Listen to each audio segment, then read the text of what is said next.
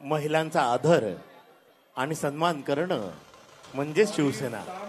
महिलांचा आदर आणि सन्मान करणं म्हणजे शिवसेना.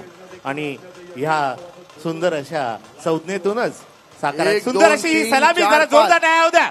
5 थरांची सलामी या महिला गोविंदा पथकाने दिलेली आहे. जोरदार टाळ्यांच्या गजरात त्यांचं अभिनंदन करायचंय. डीजे तयार हो ना भाई.